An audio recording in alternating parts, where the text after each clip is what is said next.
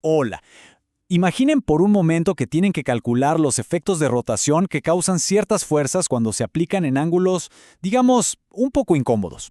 Este es un desafío súper clásico tanto en la física como en la ingeniería estructural. En esta explicación, nuestra meta es desmitificar todo este concepto paso a pasito.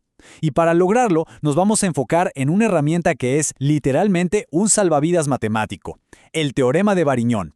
Y lo vamos a aplicar directamente a un caso de estudio famosísimo en el diseño de estructuras, el clásico soporte en L. Vamos a empezar. Esta es nuestra ruta de aprendizaje para el análisis de hoy. 1. El concepto de momento. 2. El teorema de Variñón. 3. La convención de signos. 4. La descomposición trigonométrica. Y 5. La resolución del soporte. Bien, vayamos de lleno al punto número 1, el concepto de momento. Para que todo tenga sentido más adelante, tenemos que estar súper seguros de que las bases de la estática están totalmente claras. Basándonos en textos clásicos de ingeniería como los de Hibbeler, un momento no se trata simplemente de empujar o jalar un objeto, ¿ok? Matemáticamente hablando, es el producto de una fuerza multiplicada por la distancia perpendicular a la que llamamos el brazo de momento, desde el punto de rotación hasta la línea de acción de esa fuerza. Básicamente, es la medida exacta de la tendencia que tiene un cuerpo a rotar. Y esta idea de la rotación nos lleva directo a la estrella de nuestra explicación, el teorema de Variñón. Según el famoso principio de momentos de Hibbeler, la regla dicta lo siguiente: el momento de una fuerza con respecto a un punto es igual a la suma de los momentos de las componentes de la fuerza con respecto al punto. Yo sé, suena un poco técnico al principio, pero en realidad esta es nuestra llave maestra. Significa que podemos tomar fuerzas aplicadas en ángulos súper complejos y dividirlas en piezas mucho más sencillas, en componentes rectangulares, para luego simplemente sumar sus efectos rotacionales individuales. Es súper práctico.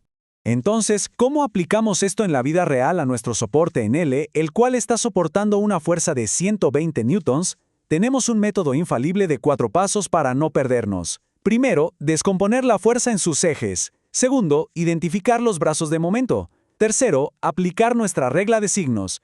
Y cuarto, sumar algebraicamente los resultados. Ahora pasamos a la sección 3. Pero ojo, antes de ponernos a procesar números y ecuaciones, es indispensable establecer las reglas del juego. Tenemos que hablar de la convención de signos. Utilizando la convención cartesiana bidimensional universal, funciona así. Cualquier rotación en sentido antihorario, o sea, en contra de las manecillas del reloj, es un valor positivo, como si saliera del plano de la página. Por el contrario, una rotación en sentido horario es negativa, apuntando hacia adentro. Por favor, mantengan esta regla súper presente porque la vamos a necesitar para todos los cálculos. ¡Listo! Es hora de entrar a la sección 4, la descomposición trigonométrica. Aquí es donde los números exactos entran en escena. Vamos a analizar esa fuerza de 120 newtons actuando a un ángulo de 30 grados sobre la esquina del soporte. Aquí, la trigonometría cobra vida de manera hermosamente exacta. Para la componente horizontal, nuestra Fx, multiplicamos los 120 newtons por el coseno de 30 grados, lo que nos arroja 103.92 newtons. Por otro lado, la componente vertical, nuestra Fy, utiliza el seno de 30 grados, resultando en exactamente 60 newtons dirigidos hacia arriba. Al tener estas dos fuerzas ortogonales totalmente separadas, abrimos la puerta a la solución. Y así llegamos a nuestra última parada, la sección 5. La resolución del soporte. Es el momento de ensamblar toda esta teoría y trigonometría en una sola ecuación final. Primero, identifiquemos los brazos de momento. Hay una relación cruzada fascinante en la geometría de este problema que no se les puede pasar por alto. Fíjense bien. El brazo de momento horizontal de 0.4 metros o de X se empareja exclusivamente con la fuerza vertical. Y funciona igual a la inversa. El brazo de momento vertical de 0.2 metros o de Y se cruza con la componente horizontal. Recuerden lo que vimos al inicio. La distancia siempre debe ser perpendicular a la línea de acción de la fuerza.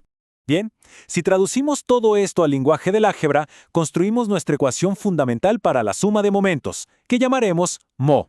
La fórmula nos queda así: la fuerza vertical positiva multiplicada por la distancia horizontal, menos la fuerza horizontal multiplicada por la distancia vertical.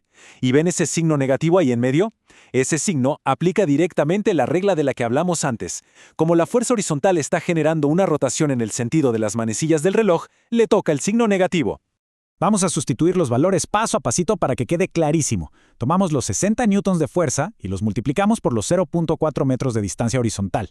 A eso, le restamos el producto de los 103.92 newtons por los 0.2 metros verticales. Después de hacer la multiplicación, tenemos más 24.0 newton-metros en dirección positiva antihoraria, luchando frente a frente contra 20.784 newton-metros de torque en dirección negativa horaria. Y llegamos al gran final. El cálculo nos revela un resultado neto de más 3.2 newton-metros. Este pequeño pero súper vital signo positivo nos confirma, sin lugar a dudas, que la rotación total del soporte en L tiende hacia la dirección antihoraria. ¡Boom! El rompecabezas se ha resuelto con total precisión matemática, utilizando diagramas técnicos y fórmulas súper sólidas.